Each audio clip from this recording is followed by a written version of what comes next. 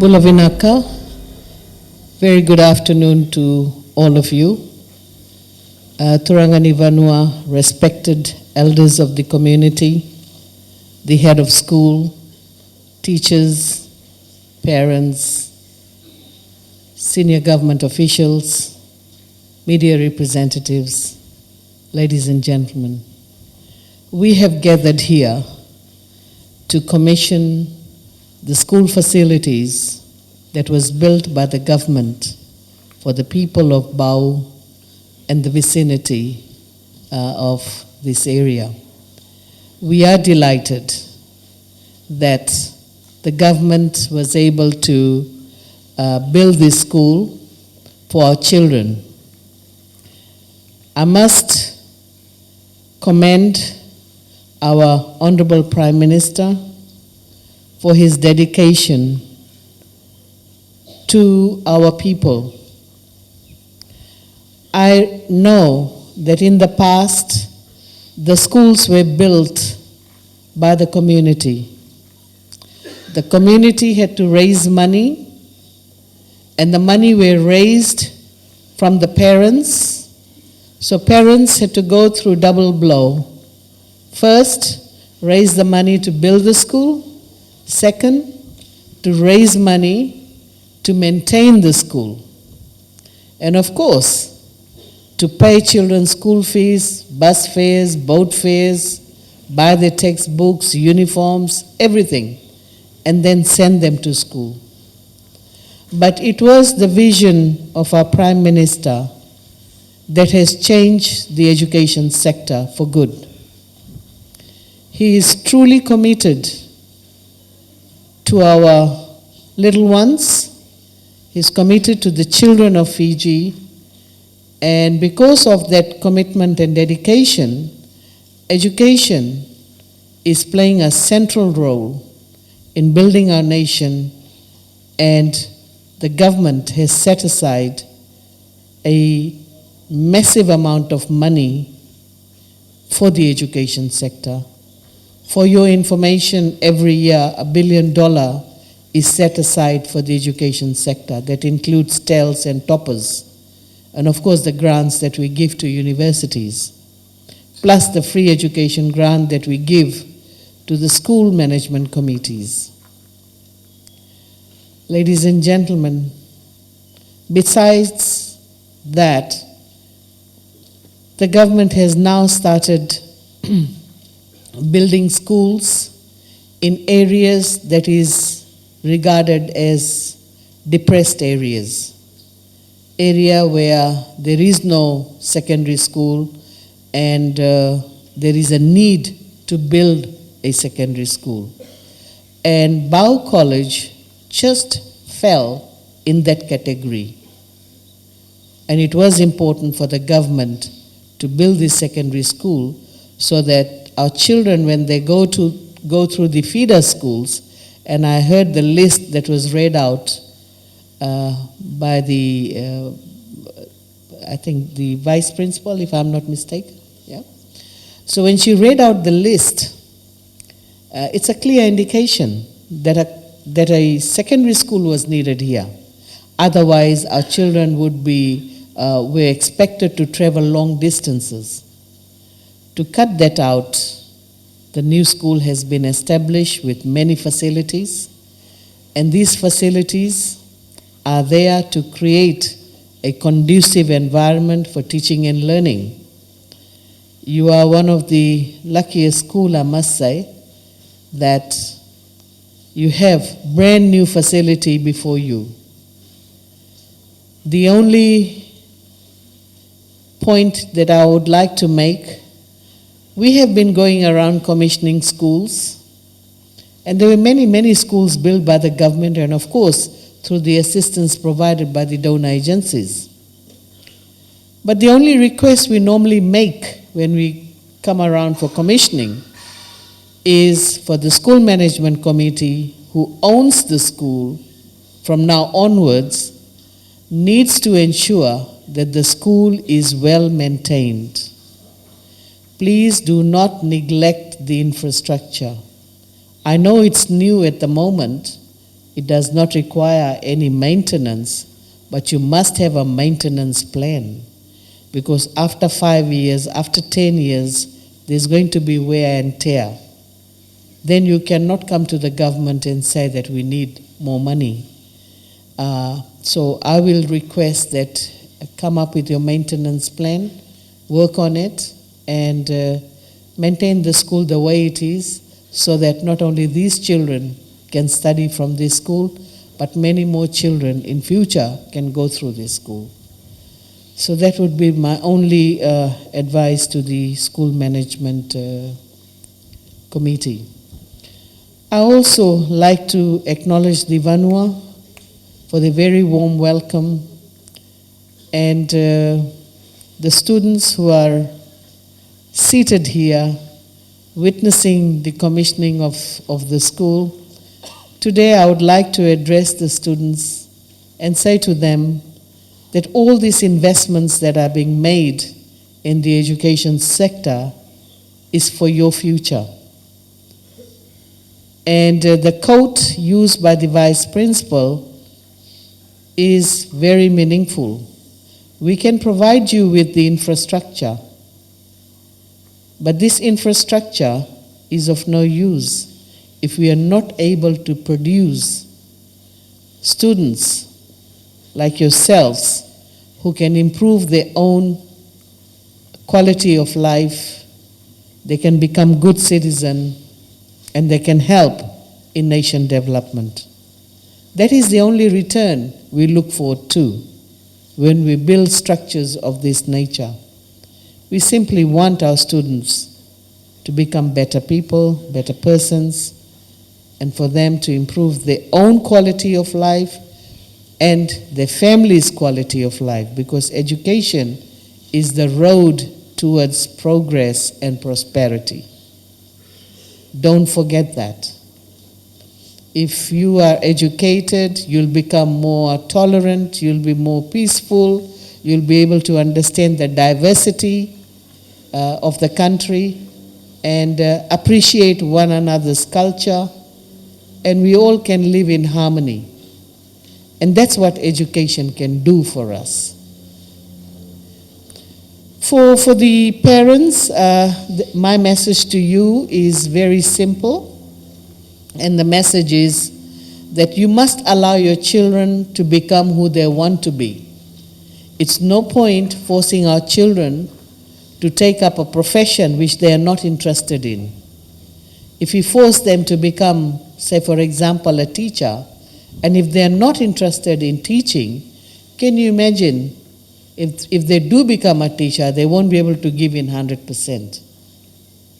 But if a child is interested in repairing cars and wants to become a mechanic, that's the inherent qualities of a child. And it's coming from within. And we should simply assist that child to become a mechanic, guide him to become one.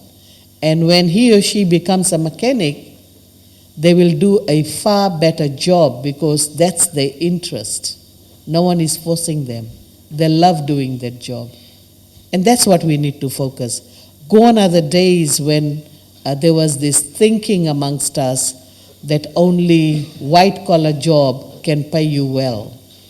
If you become doctors, lawyers, teachers, engineers, then only you'll be able to earn better. But that's a myth. Now, TVET, the technical vocational courses, that skills students learn, and after learning, when they come out of FNU and start working, gradually they're able to set up the business and they can earn far more than most of us do. And they're living examples of people who are millionaires because they have studied TVET courses. And yet, strange enough, we call TVET blue collar people for, it's a course for dropouts, it's a course for someone who is not intellectual capacity is not there, and therefore they do TVET courses.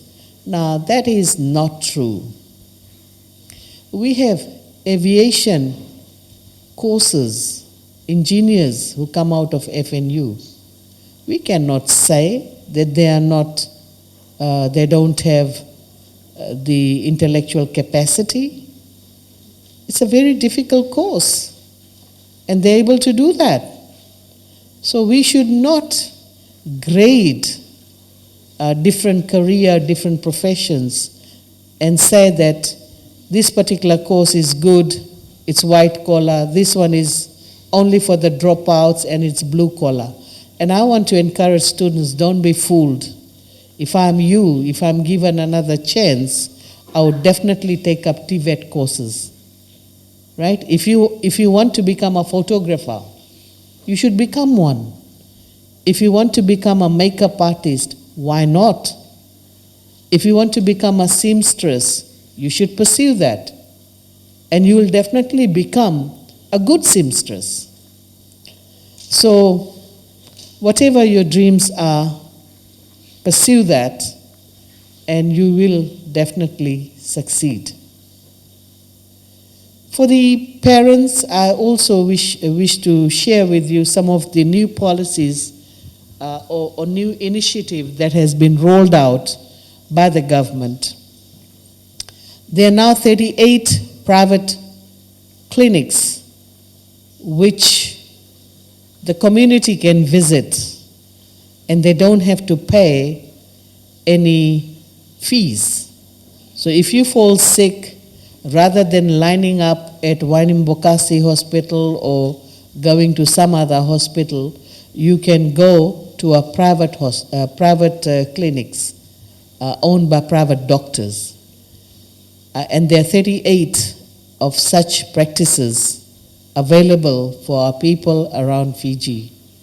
And there are 6 labs available for our people to get the various tests required for any diagnosis.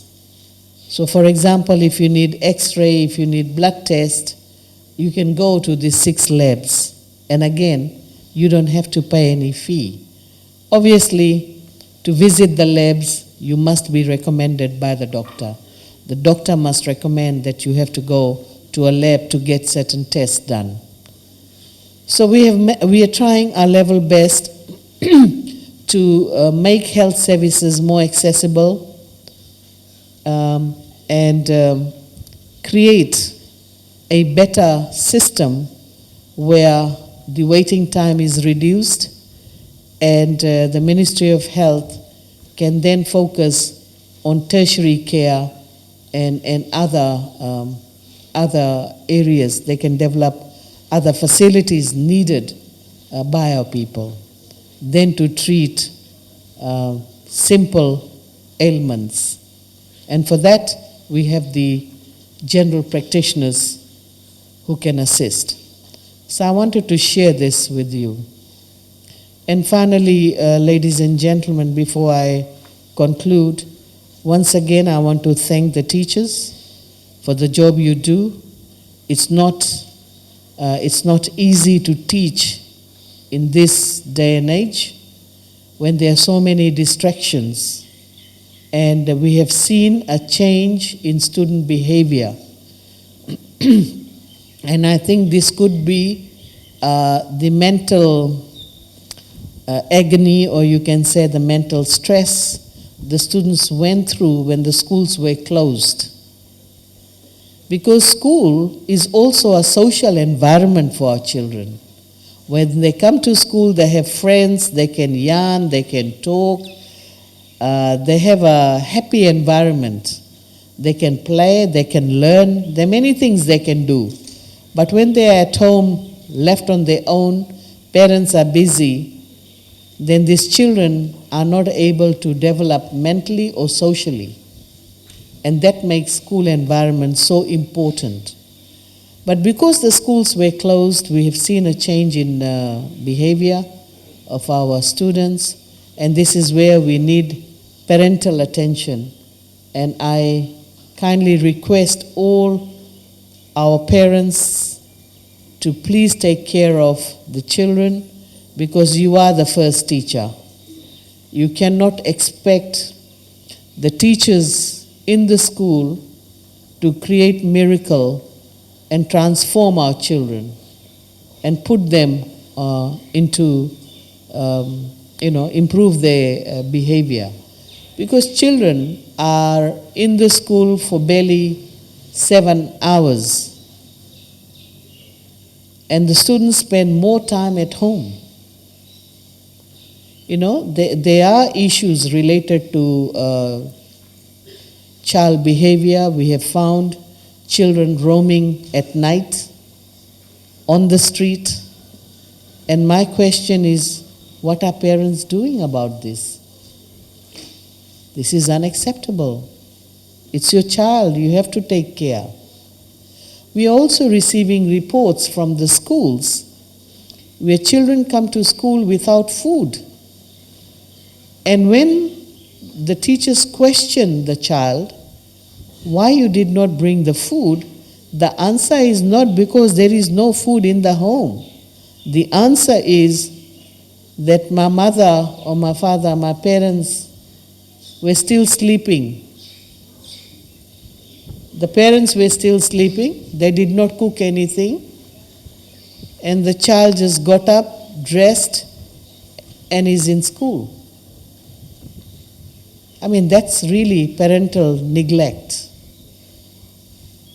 And I hope that the teachers can pick such incident and bring such information back to the ministry. Because education is not just one-way process where the government constructs the building and gives it to the community. Education needs to be delivered in a collaborative manner because we need teachers, we need head of schools, we need school management committee, we also need the government to assist, and we need parents. And when we have all this grouped together, then we'll be able to succeed in education. Then only our children can do better. But if any one of us don't give in 100% and we are not committed, that can cause downfall to the education of our children. So parents play a very important role, and I encourage parents to talk to the children, try and understand what the issues are, and encourage them at home to pursue their dream, and for teachers to identify any cases where you feel needs to be reported, because we have Child Protection Act, and the children need the protection and they deserve to be protected, and it is our duty to protect our children. So with these words, ladies and gentlemen, Vinaka Vakalevu, and with much pleasure, we are here to commission Bau College today. Vinaka.